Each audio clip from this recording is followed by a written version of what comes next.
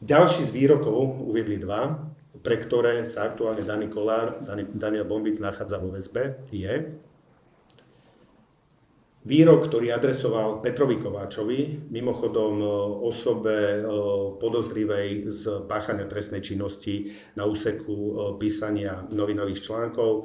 Ja osobne som niekoľko trestných oznámení podal, pretože výslovne klame, účelovo, zámerne, vôľovo, úmyselne klame vo svojich článkoch, aby diskreditoval svoje terče.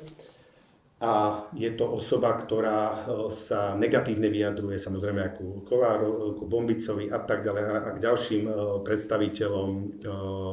Aj na adresu súdnej rady. Na adresu súdnej rady. Akokoľvek, to je politický aktivista, ale to je v poriadku, keď sa tak rozhodol, to robí. Len musí za to tiež niesť nejakú zodpovednosť. A je tou chránenou zverou, pomyselnou, ktorá sa trestnej zodpovednosti a občianskoprávnej zodpovednosti zatiaľ vyhýba. Tak na adresu tohto Petra Kováča, ktorý šíri lži a píše zavádzajúce a klamlivé články, uviedol: a umíš si tie trampky od bejatky, chodíš po súdoch ufúľaný ako biháriovej hračka.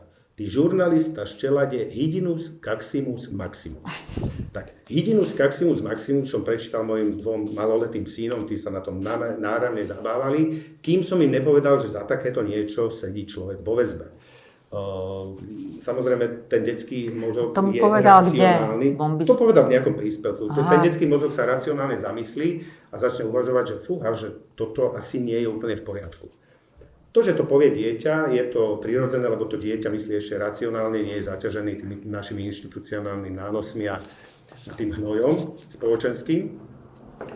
A toto ešte by bolo v poriadku, ale skutočne toto dal prokurátor do návrhu na vzatie do väzby ako dôvod nenávistného prejavu.